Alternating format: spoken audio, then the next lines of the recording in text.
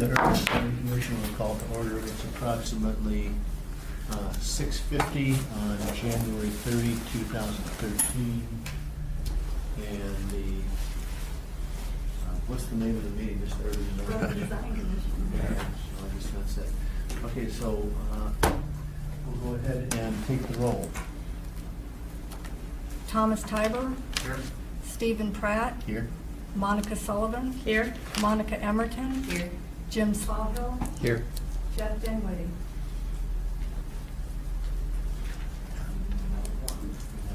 Thank you. And let's see. Can we just go to the regular agenda then? I assume we don't Yeah. have any disclosures? Disclosures. Oh, I'm sorry. Yeah, disclosures. Okay, so let's go to the regular agenda, which we've got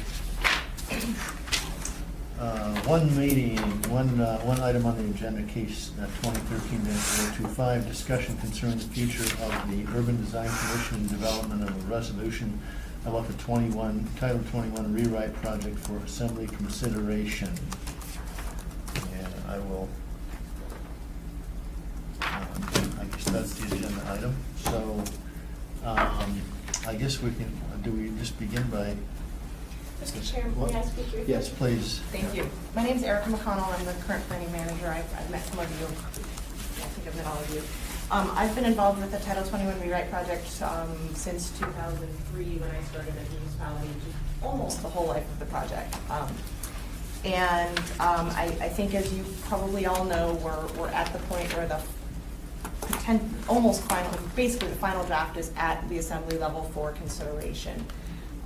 It's been through, I think, 5 different drafts. It's had a lot of comment from lots and lots and lots of people. A lot of committees have worked on it. So we're really at the end of the project. And we have been told that there is at least one assembly member who is interested in putting forth an amendment to eliminate the Urban Design Commission and transfer all of the duties from the Urban Design Commission to the Planning and Zoning Commission. The planning department does not support this amendment, and we will certainly be providing information to the assembly as to why we don't support it. To my knowledge, the assembly has not come to speak to the Urban Design Commission about your thoughts as member or people who serve on the commission, and so we felt that it would be beneficial for the assembly to hear from you about the value you see yourselves bringing to development projects, and so we proposed this meeting for you to develop a resolution to give to the assembly. Mr. Sawhill had sent in an email a request for some information about the role and the workload of the Urban Design Commission and the Planning and Zoning Commission in this new code. And so I wanted to just cover that a little bit, and then Mr. Pratt had requested a brief discussion also on cost, so I wanted to touch on those 2 issues.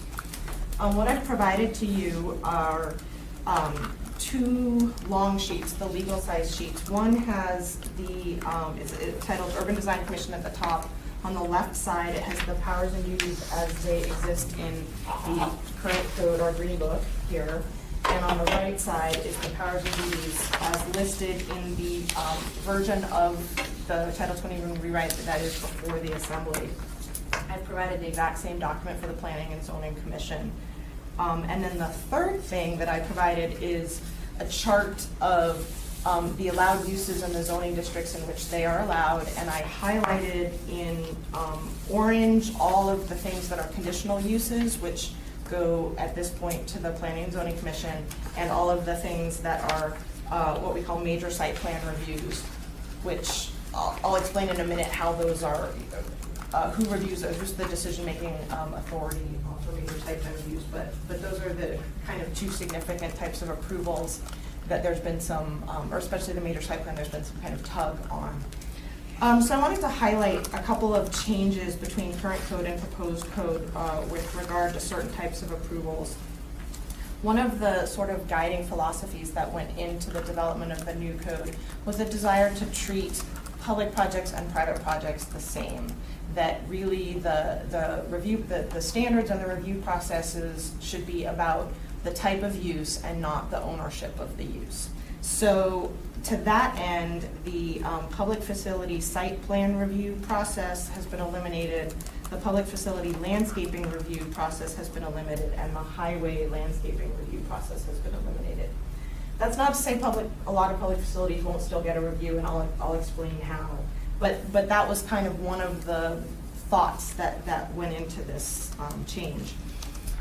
So with those gone, there was this increased, and coming from our comprehensive plans, there was this increased focus on design standards and design review.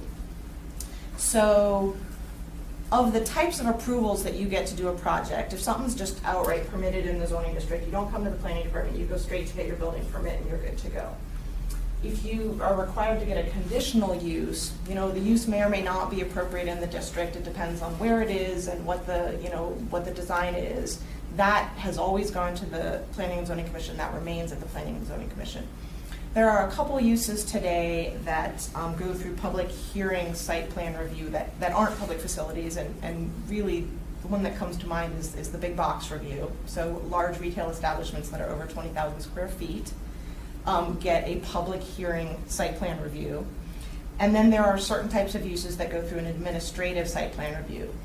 Churches in residential districts, lots of cell towers, and I think there's a couple others. So we kind of expanded on those concepts and divided them in a similar way, where we have an administrative site plan review for certain types of uses, and that comes to the staff for review, and then we have what we call a major site plan review, and this is basically public hearing site plan review.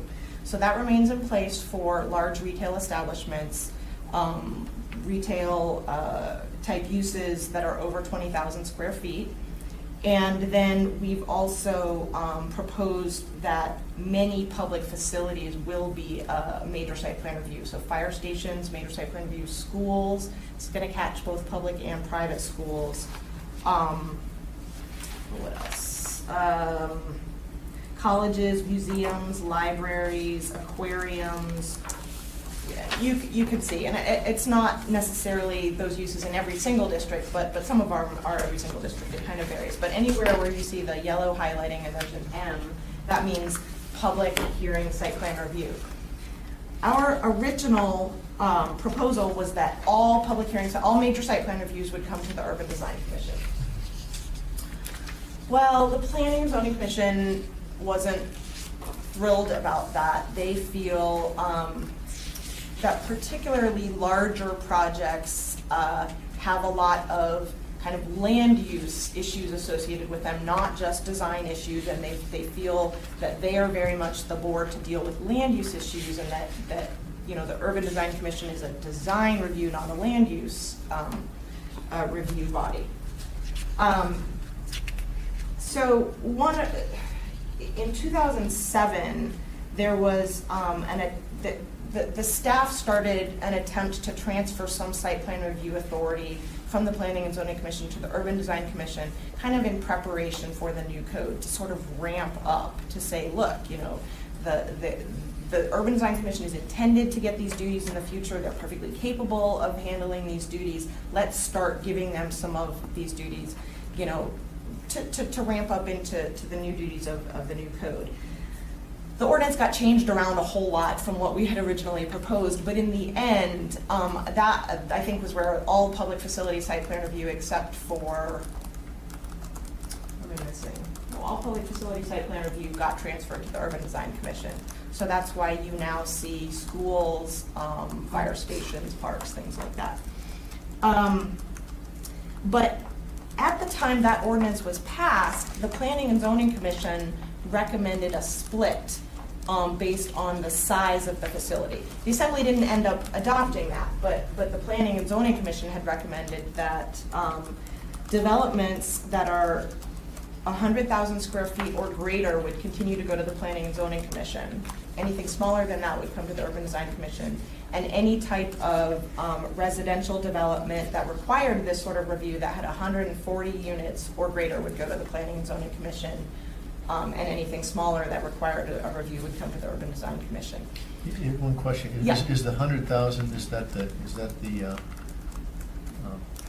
footprint of structures? Yes.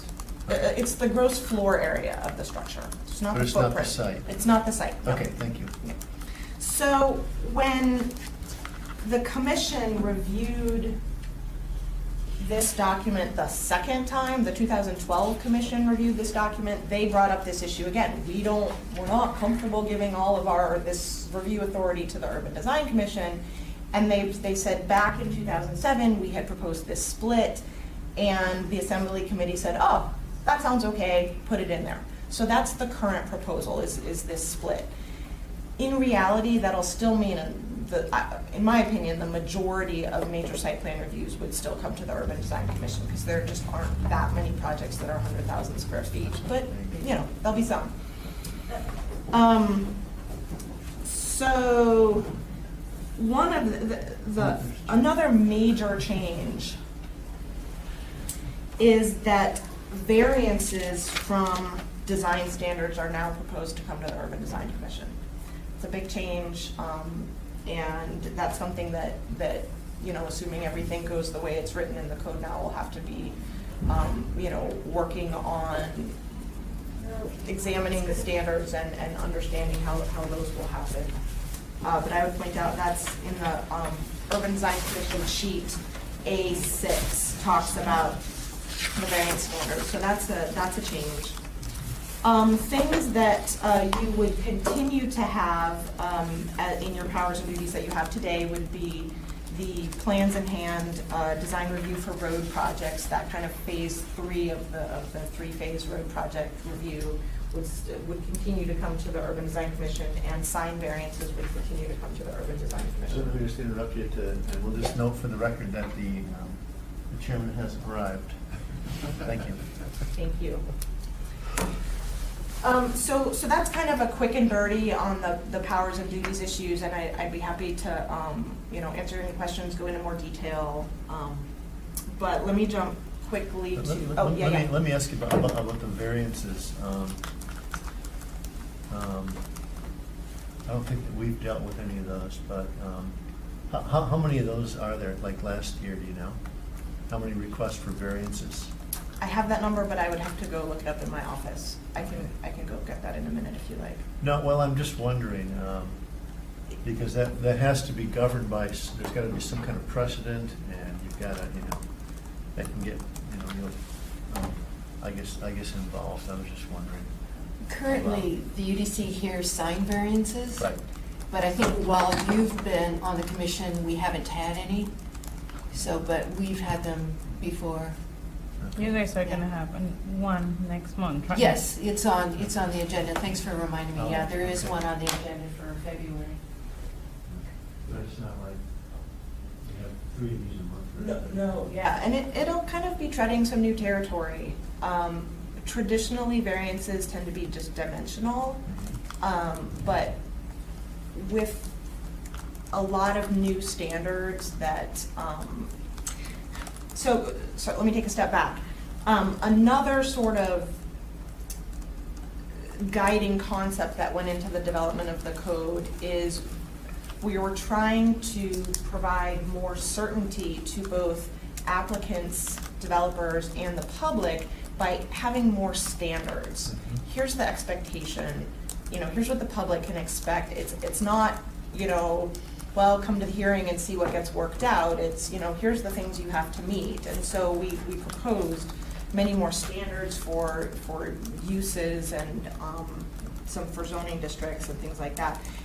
And to provide a level of comfort with these new standards, we had to, and rightly so, I think we had to offer this, well, there is a variance opportunity. If there's something about your site that means this standard just doesn't really work, because nothing works 100% of the time. There's always that, it's supposed to work 95, 98% of the time. There's always that weird site that just, it doesn't work. So to provide that level of comfort with, here's all these new standards, there had to be this ability to request some relief from the standards. And since a lot of the standards are design standards, dimensional variances will continue to go to the zoning board.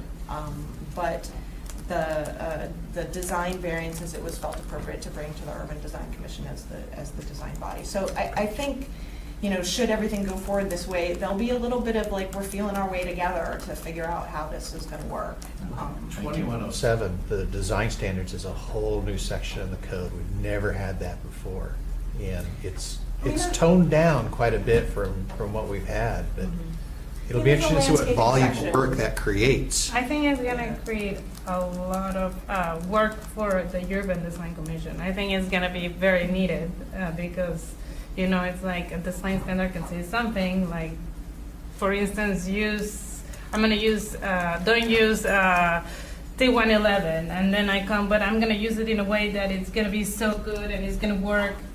That kind of things are gonna pop like crazy, and I think that's one of the most important things for the Urban Design Commission to address, and there needs to be someone Some to architects who help. can tell. Yeah, everybody. people with Yeah. with design backgrounds like us that could Like respond you. to that. Well, there'll be like different. There'll be different. We vote for this? Then You don't want me to you sign guys it, can don't go. Yeah. Okay, thank you, but that's important, okay, Yeah. thank you. Will conditional use permits come before the UDC? No. Still goes to P and Z. But there's many more conditional uses in the code? Well, Or about the same? we tried to reduce them. Mhm. And through assembly, one of the things the assembly is very concerned about is taking away people's rights to a use in a district. And it's a very valid concern. So they tended to kind of put things back in by conditional use to say, you're still okay, it's just harder for someone else to replicate that, kind of thing. So they were eliminated and then they were added back as conditional? I would say Some of them? Some of them, yes, some of them. And it's very hard for us to do an exact comparison between current code and proposed code for the uses, because the current code has something like 370 different uses, and sometimes you'll have uses that are essentially the same, but they're worded slightly differently, and it's just kind of, because they're all listed out under each zoning district, and so you stick a use into the B1A and you don't realize, well, you have a similar use already listed under the B3, so you should use the same language, and so it's kind of a mess. And we cleaned it up and brought it down to about 150 uses here. So it's really hard, especially when you have districts like the I2 and the I3 that say, any legal business is allowed. Well, okay, it's clear if it's a video store, that's a legal business, but is a habilitative care a legal business? I'm not entirely sure. Luckily, I haven't had to answer that question yet. But, so some of the comparison to say we've kept the same, or we've increased the number of conditional uses, we don't really have an answer to that question. Okay. So let me touch on costs. A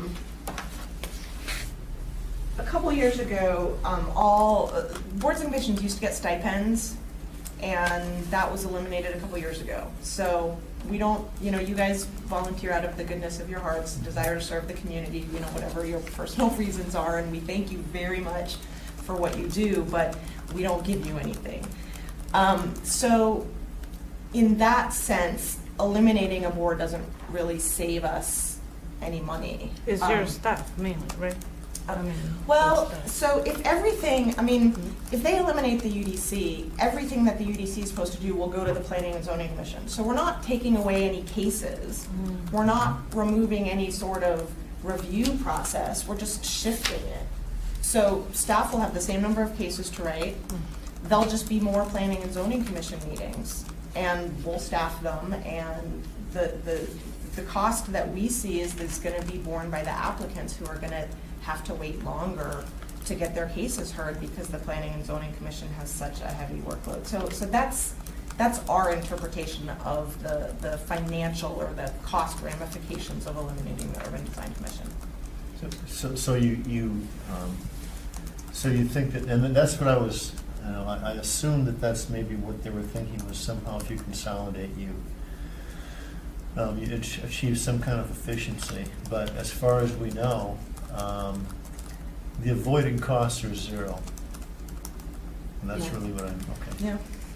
So they Don't just transfer? sometimes people have to see both of us, both the planning and zoning and the UDC, or that never happens? Well, it happens under one case, and it's Okay. the same way it happens today, which is road projects. Okay. There's this three-step process where there's a concept report, which is provided as an informational item to the Planning and Zoning Commission.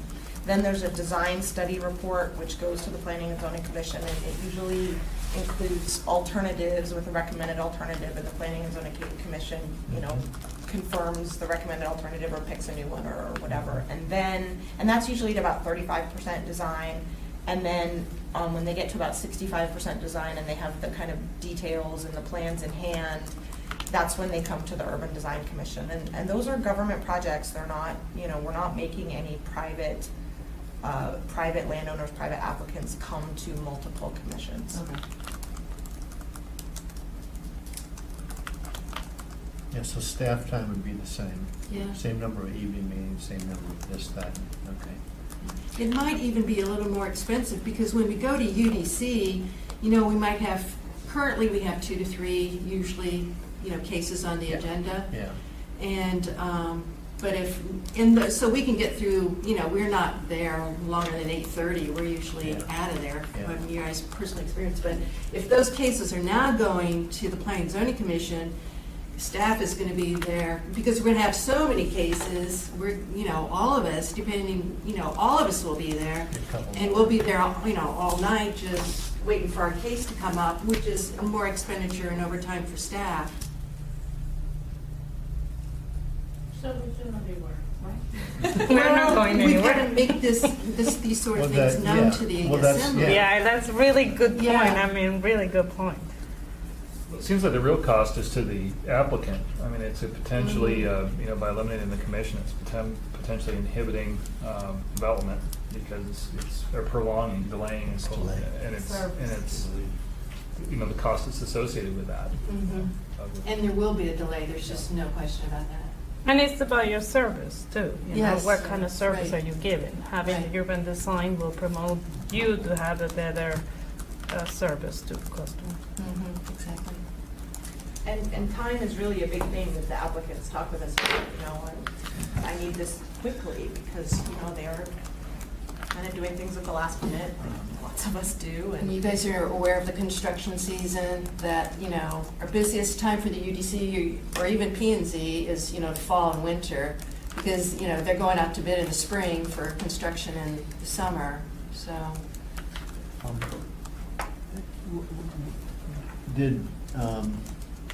Did the shift and the assignment of decision-making authority to the UDC, did that get any comment, any concern, any thumbs up, thumb down, any kind of feedback from design firms, B&E firms? I don't have any recollection that we got any kind of information from design firms regarding that, switch that decision. the comment, so Mr. Birch, Assemblyman Birch is at least one we're aware of who's going to put forth this amendment, and he's taking it directly from comments provided by the Associated General Contractors. So, Okay. they're not a design firm, but they're represent, Right. construction firms. There's been kind of background chatter about the UDC for years, Mhm. reflecting problems that existed, 20 years ago, 15 years ago, I don't really know how far back, but certainly problems that used to exist, have been addressed, have been corrected for a long time, do not exist anymore. From my understanding, I wasn't here, but from my understanding, there was, The days of Pandia. Yes. the meetings 20 weren't- years ago. Yeah, the meetings weren't really run very professionally. Well, the duties and responsibilities were I a hear lot more. Yeah. I hear a lot of Yeah. that. I hear from an architect that he was like, I don't like your urban design commission because they just say, I don't like it. I don't like it, and that's it. And I think before there were problems like that, when now I think we are a lot more prepared to give better responses. But that's why you need standards. Yeah. Right. Well, in the ABC comment, I actually read the comment and talked to the person that made the comment, and board in general, because I'm a board member of the ADC as well. And the comment was pretty, well, first of all, they brought up South High. That's their big sticking Right. point. They're like, well, South High's back in front of P&Z because the UDC didn't handle it correctly. And it was a misunderstanding. And I told them, well, first of all, the big issue with that is the homeowners association is concerned about noise, and we don't really do anything about noise on this board. And it's not and P&Z can't do anything about noise. And quite honestly, it's a political football that's getting thrown around, and it's a weak argument. And it's not. If you want to address the South Anchorage High School football field, it's about noise ordinance and about neighborhood dispute that has nothing to do with either board. And that the other comment was that there's replication, and I think that's an old comment, and maybe, but it wasn't a strong argument at all. It just so. And I hear the replication comment sometimes, and I think a lot of that is based on misunderstanding, Yeah. misreading of the code. But I think This it's, is very much more clear to me. it's really good, really It's good. more clear to me. I've been asking. This is really good. Everyone's gonna But, keep their um, cheat sheet now. But I think from the No, it is. designer standpoint, they will all tell you that they are very grateful that the UDC is there because it's a way to move forward in a way, and to be able to deal with the design standards when they are very strict. To give you an option. So from the architectural firms and contractors, it's very good. And I think James was going to write it later. That's Oh, what he that's said. To try to give his good point. And I think the designers also appreciate being able to speak to their peers on the commission. You're speaking to other, designers or engineers, and so we get this communication where, they understand on both sides. Whereas you go to the Planning and Zoning Commission, you don't have that peer-to-peer, discussion. And there's a lot where we can't, if it was just the planning commission and the planner says, well, I don't think it's a good design because this, and you say, yes, it's a good design. So having that other entity that it's gonna help things move forward is like really good, very important.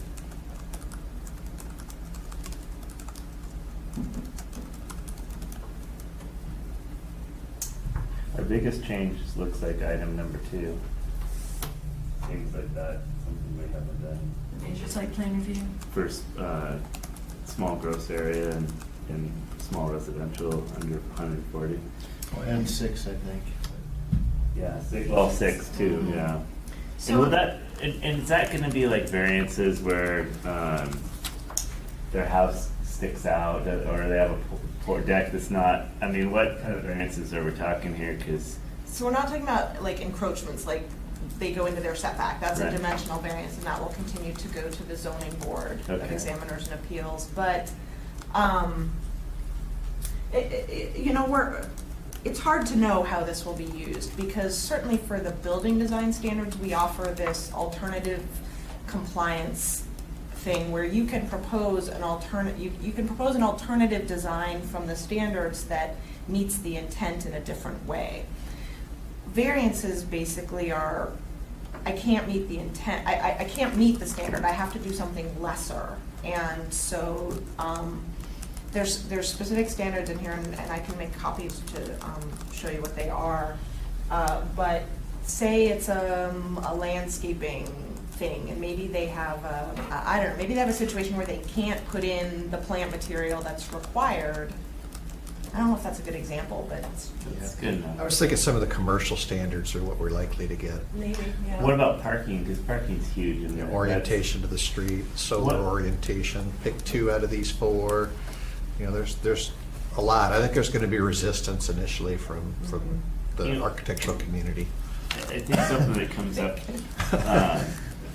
one of the issues that's been brought up regularly is parking, the not required amounts of parking, and then the snow storage for, one of the comments I did see was regarding, how much snow storage should be designated ahead of time versus what's currently here. Would that be a variance that we would hear, or? Yes.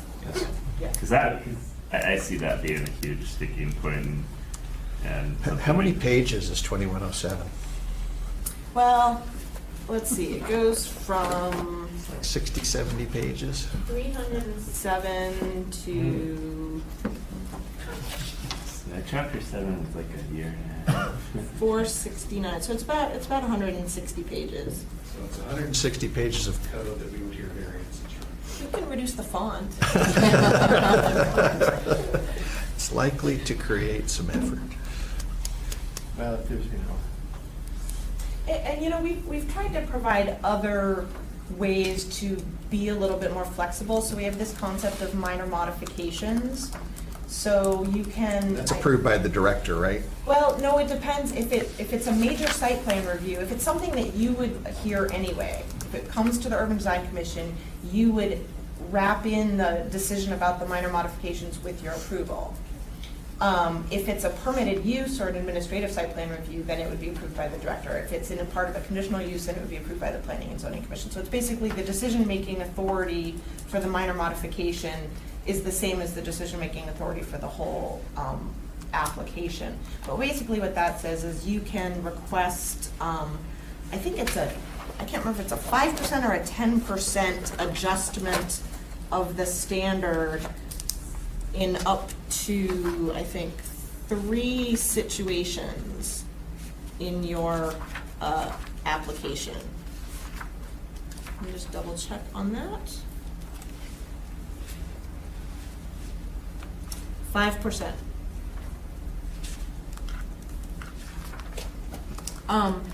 So you know, we're trying to recognize that this is a big change and there's more standards, and so we're trying to figure out ways where flexibility can be provided without being a huge burden on the applicant. And thus, the minor modification process, the alternative equivalent compliance process, and then the allowance for all these types of variances that we really haven't done in the past. February 12th, is that the day that the Sunday's going to be done with public testimony, or? That's the day that written comments are due, and the last day for people who have I-2 or I-3 zoned property to come and speak. For everyone else, the public hearing is closed. And that I-2, well, right now there is no such thing as I-3. There is. It exists. There's no I-3 zoned land in the Anchorage Bowl. There are 3 parcels of I-3 zoned land in the Chicago River area. Okay. So we eliminated it from the bowl code because we don't have any, so we don't really. And that's, need it. that has to do with downgrading the use Yes. of I-2? Yeah. Or reserving it for industrial needs, put it that way too. I'm sorry. I just stated an opinion rather than. For me, the biggest issue is just workload. I just can't imagine P and Z sucking it up and doing all this. I just, it would be horrible to be on that commission if this happens. Yeah, it's gonna be hard to get people to take those seats. Yeah, it's just gonna be so much work. They do 1 meeting a month now? No, they usually do 2. They're doing 2 They're now? doing 2, yeah. And, you know, technically, they meet every Monday night. It's just that we rarely hold the 3rd or the 4th meeting. Okay. But, you know, if the workload's there, they gotta do it. So they Yeah. gotta meet every Monday. And I don't see many people who are interested in doing that. You don't have the staff to keep up with that, do you? That would be really hard.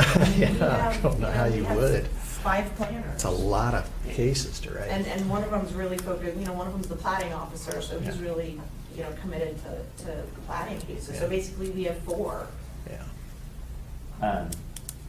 I guess as a body, how do we want to go about putting together a consolidated document? We'll fumble around for a while and Jill will fix it. I That's how it always goes. I guess that's a good question. Do we want to have a consolidated comment as a board? Or, that's the first question. Second question, and this is not necessarily asking for a vote, this is more of an open-ended opinion. And then the other is, do we actually,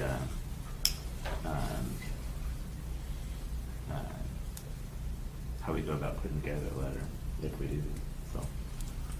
I mean, I think that we should have some sort of written statement, but even if it's super generic, I think the decision as to whether how in-depth we have our argument might be something we want to think about. But as for, we should definitely say that this is why. One of the other things I had commented back towards the agency is the depth of this board versus the depth of planning and zoning. If you look at the commissioners, who's on the commissioner, P&Z is pretty stacked towards development and owners and GCs, and this board has a greater depth of architect and design. And if the assembly's going to seriously consider this, they need to either consider how to get a board, either expand P&Z to more seats and bring in more professionals that are going to make these decisions, or they just need to look at that makeup, and I think that's important. Especially lately, this is kind of, I'm not sure what year, the third or fourth, but as we've gotten, there's more architects and more professionals that have pretty good understanding of what we're looking at, and I'm not sure, that experience is on P&Z right now.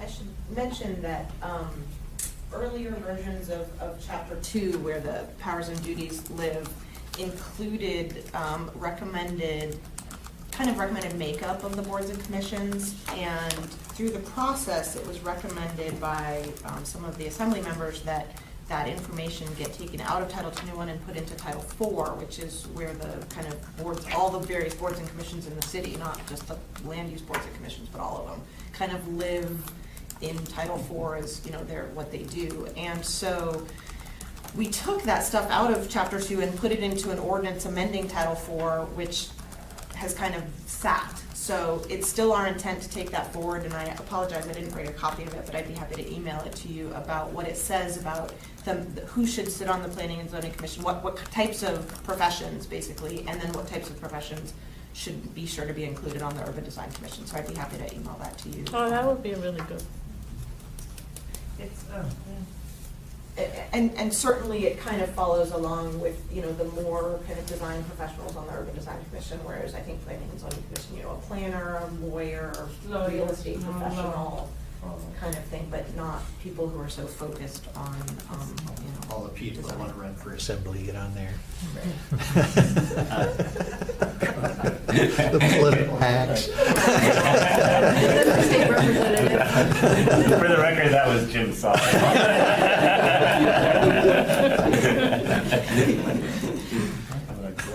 Punishment. I don't know if we do a motion, but I would move that the Urban Design Commission, I guess the first motion would just be that we do prepare a document with several points that we would submit to the Assembly regarding whether or not the Urban Design Commission should continue to exist. And then maybe we can talk about that motion, and then we talk about content after that.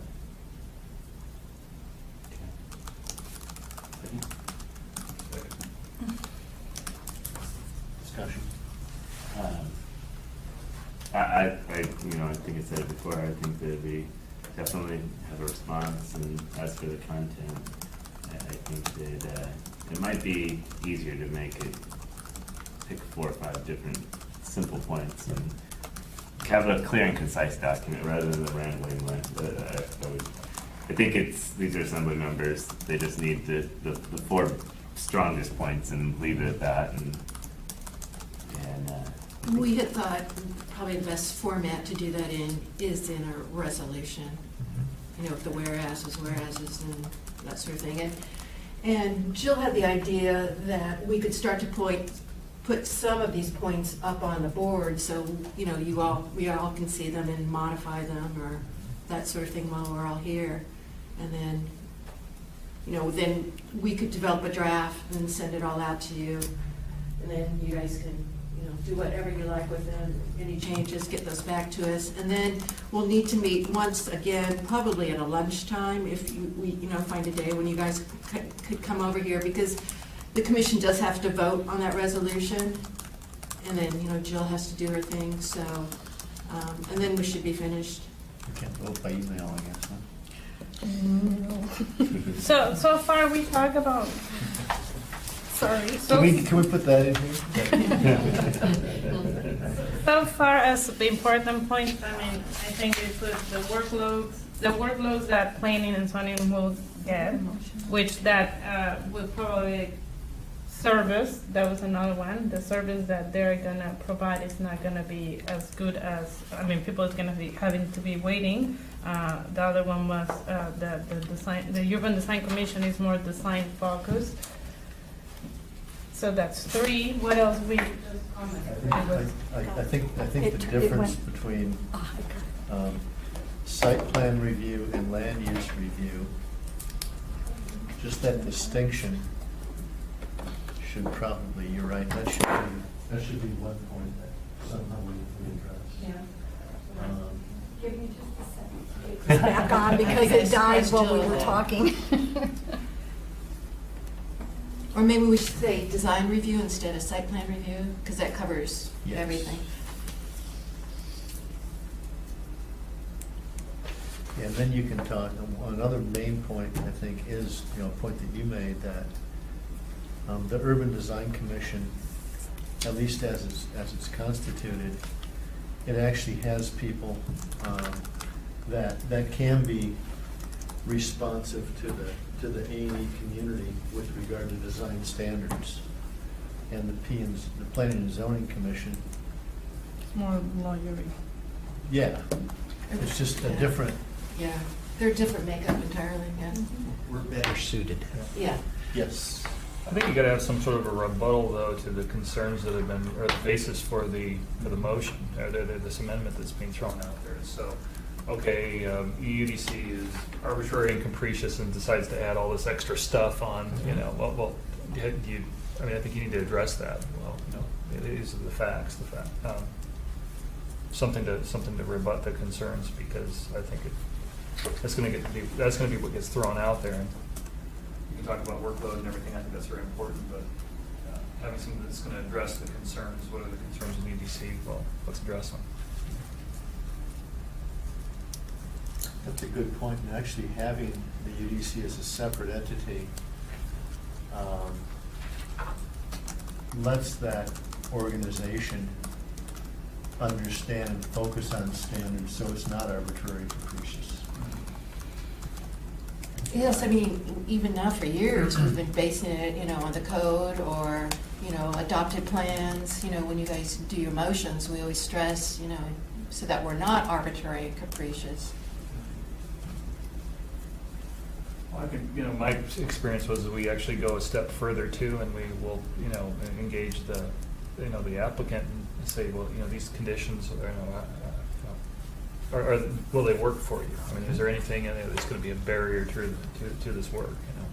And we always ask that, and take that input into consideration. I can't remember a time when we did, so.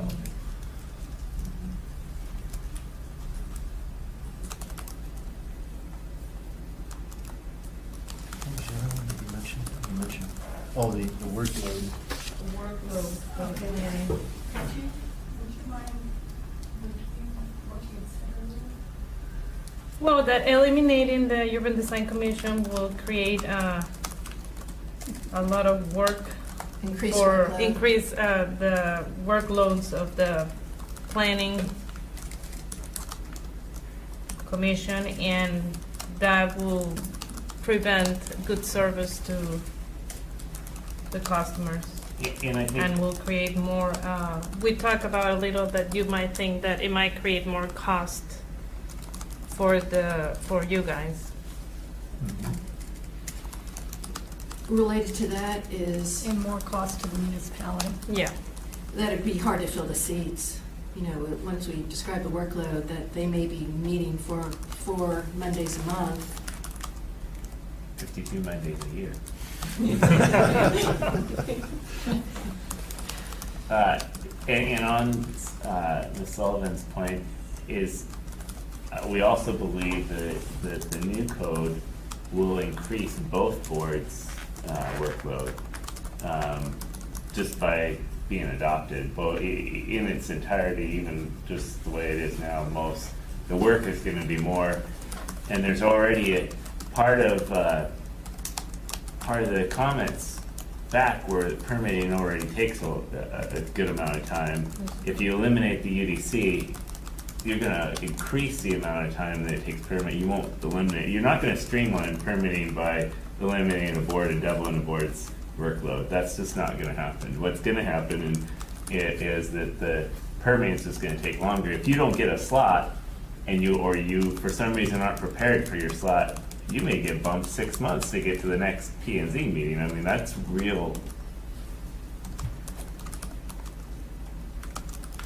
Of course, you could clean that up.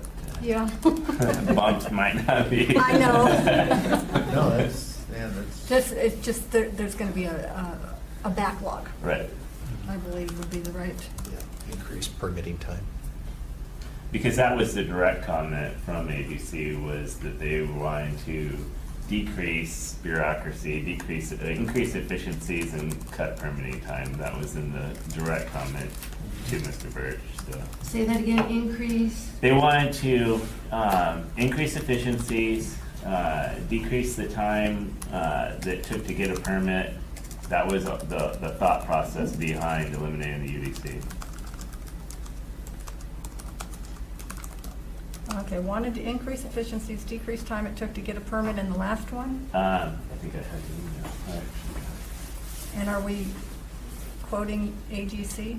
The comments, we're just responding to the comments that came, and let's see what I'll read the comment, just for.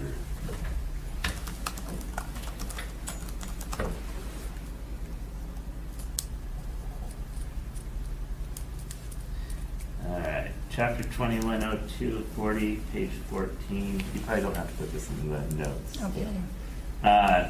The Urban Design Commission has outlived its usefulness and should be allowed to sunset. Its functions can be easily handled by the P&Z. This will streamline the process. There is also confusion in determining what is submitted to P&Z and what is submitted to UDC. Currently, the South Anchorage High School football stadium is before P&Z, while other high school stadiums being discussed are scheduled to appear before the UDC. It is bad policy to have two boards involved with land use issues. This will lead to inconsistencies between the two bodies. And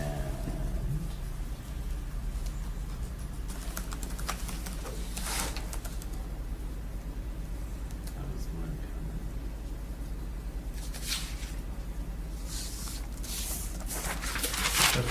comment. That's why you want to bifurcate the land use from the design. Yeah, and we don't deal with land use generally. I mean, that's not our purview. So,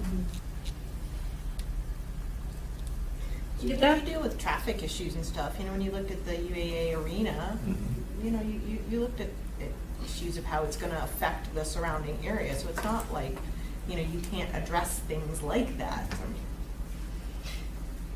You know what? He just points something that it's okay. So early you mentioned that we are gonna review projects that they are in footprint smaller than 100,000 square foot, I think right? it's gross floor area, not Gross, footprint. okay, gross floor area. Sorry. And then we're gonna do smaller. But to me, there's an inconsistent here with like having two different boards that have a different background reviewing both of these, because you know what's the difference? It's the size, but they have the same problems, and you have two different boards reviewing the same. You see, you're gonna find it's like a big ice cream and a small ice cream. You're gonna find the same problems, Yeah. and you have a lawyery side reviewing, and then we have the design focus reviewing. So that I think that's a problem, but I mean, I don't know how. the reasoning that was given was this sense of larger projects are gonna create land use impacts that the P and Z appropriately should deal with, and smaller Okay. projects won't. You know, you guys will have to judge for yourselves whether that's a valid argument for you. It's certainly within your purview to include in your resolution a recommendation that all major site plan reviews come to the Urban Design Commission for consistency. You know, it's your choice. I don't know. What do you guys think? Do you ever want to get off this board? Well, I mean, how many, how many You know, you 4-acre can transfer buildings from this do you board to see? P and Z automatically, you know that, right? Lowe's, Walmart, Exactly. I mean, those are the ones Yeah. that'll go to P and Z. Yeah. The medium boxes would all come to us. But even Petco. Walmart is rarely over Yeah. 100,000 square feet, Yeah, I or mean, Fred that's a- Meyer, or yeah. Target, or something like Is that that. 2 acres over that? That's like. Well, I guess Yeah. there's a point there with Yeah. the traffic and But even some of those we got to see because there was highway considerations. I mean, like Tohoto Commons would be one that would, because they have highway lane screening, and then, so there could be different crossover issues too. But you see, that's maybe with that comment of like, it's confusing, which one is gonna review, and Yeah. maybe defining a little more in depth. And frankly, when we get those big box projects to review, usually we require TIA, and so the TIAs usually goes out in the packet, you know, to the commissioners. And frankly, I don't think most of the commissioners can make heads or tails of the TIA, you know, but I think you guys could.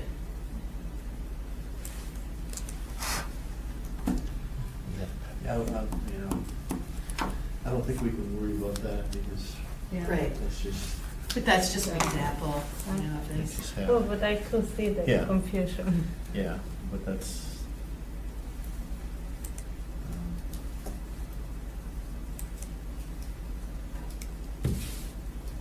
And they wouldn't have time to delve into the TIA in any case with that caseload.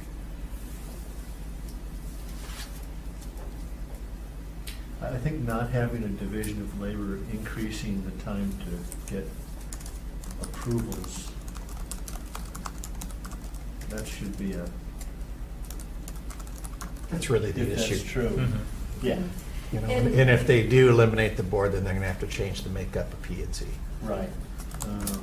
And the other thing with this increased workload is that how much time can they really spend looking at each case? You know, it's gonna be just a quick and dirty, you know, look through it, and that's really all they'll have time for.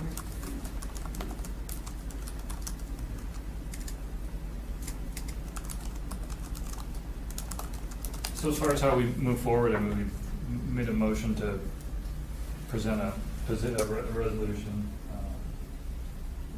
And we kind of put some thoughts on the paper there. Are we gonna, we want to have like a window where we can, if we think of anything after we leave, we can send our comments in, and Sure. then we can drip some honey on this and. Sure. This is, I mean, what staff will do is make this sound good. Yeah. And, you know, sort of fine tune it for you, send it out to y'all, and then Right. any additional, and if you've got anything before we get it back out to you, send it to us, and we'll include it, and then send it back out to you, and then schedule a second meeting as Erica. And then, I don't know if this should be in there, but what about short boards and conflict of interest? If you send everything to one board and you have a short board by Well, that's way, you have more stuff going to, so there's more likely an issue of conflicts. Conflicts come up with more issues between one board. If it just keeps hitting one board and you have the same group of people, eventually you're gonna conflict more people out. Once you conflict more people out, you have short boards, and then cases get pushed, and then you really have a logjam. I mean, I think somehow that should be worked into the caseload, and the whole efficiency argument is just not gonna happen. And I think that, we should address short boards and conflicts of interest and how it actually, the actual process of how it really, in the real world works, And I can't even imagine, P and Z is really down with this idea if they really understood it. Yeah, once we find the actual proposal, then we can find out why, if they really believe that there will be efficiencies.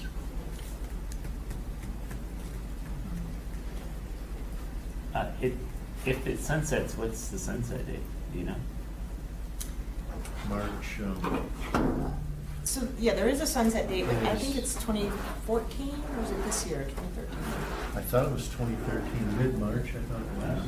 But my assumption is what they would do is eliminate it from the rewrite, so that whenever the rewrite becomes effective, Be gone.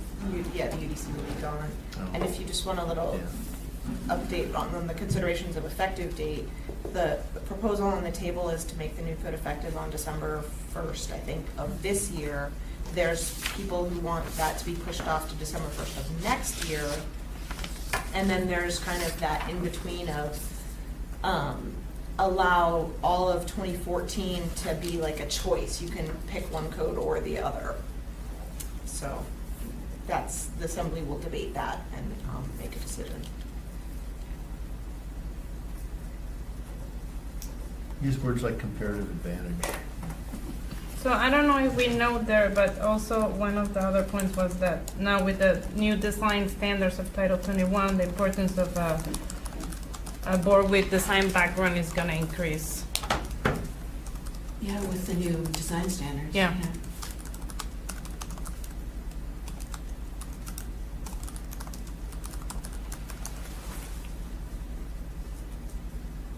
Do we have to vote on whether we're gonna do this, or can we just do it by acclamation?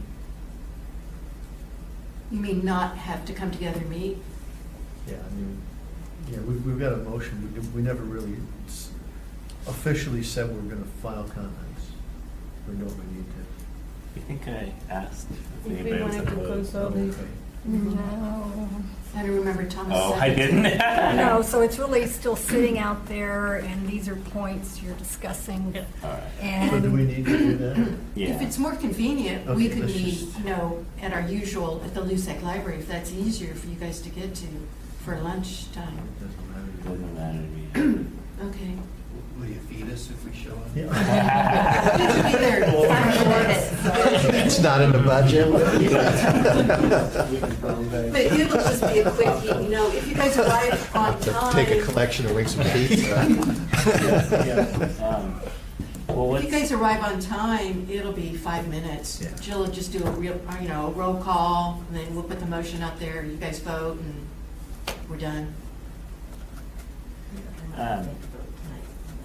Yeah, so right now we have a motion on the floor by Mr. Pratt to put together comments, and the discussion has been that the comments are gonna be these basically bullet points further massaged by staff and returned to us at a later date to review and vote on.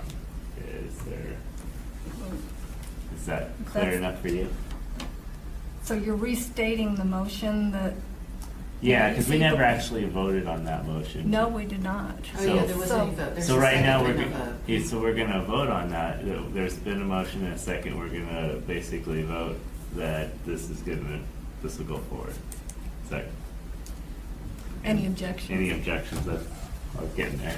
Oh, okay. sorry. Hearing none, Right. staff is directed to take these bullet points and present back to us a letter that we can vote on in a to be named time and date.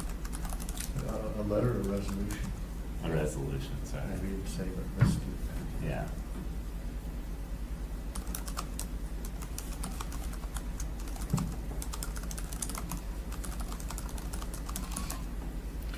And also that you'll provide any additional feedback too. Yeah, all board members, present or not, Time, I'm sorry to interrupt, a timeline on getting any Friday at comments 5 back? o'clock. That Well, I way- was, because. I'll try and get it to you early. No, I mean, us, for any more comments, I'm sorry, yeah, Friday, for us, you would probably want to cut off any new information if somebody Yeah, at thinks some this is- point, In order to get, because we have to get it to them by the 12th, and ideally, I'd like to get it to them several days before the 12th, so Yeah. they have time to see it, read it, and digest it. Yeah. So, I'll probably try and get this to you Monday or Tuesday next week and give you guys a couple of days to look it That over. would be great if we can And get then this one. Maybe we'll meet next Friday. Yeah. Yeah.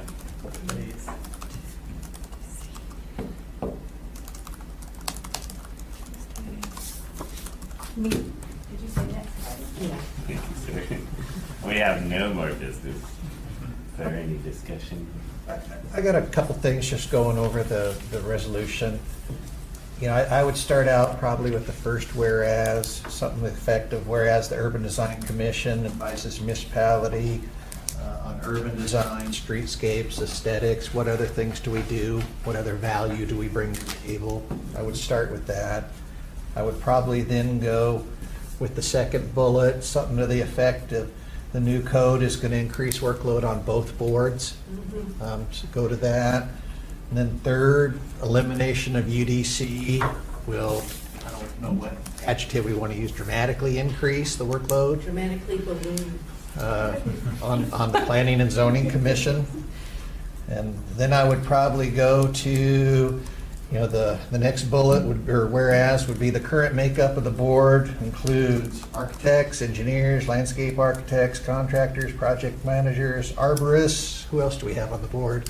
Horticulturalists. Horticulturists, who are more suited to review site plans and design variances.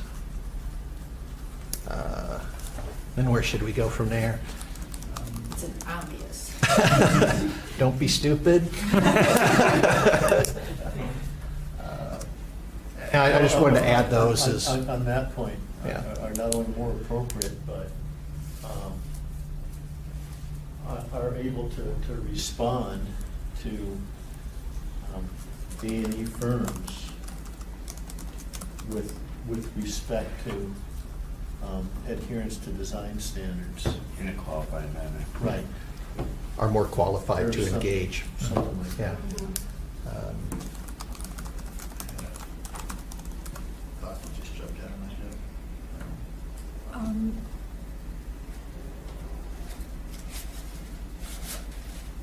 Were you going to address the efficiency, or is that the workload? Yeah, that's part of this workload. And again, we have a bullet up there that it deals with the increased time. It would be likely to increase time.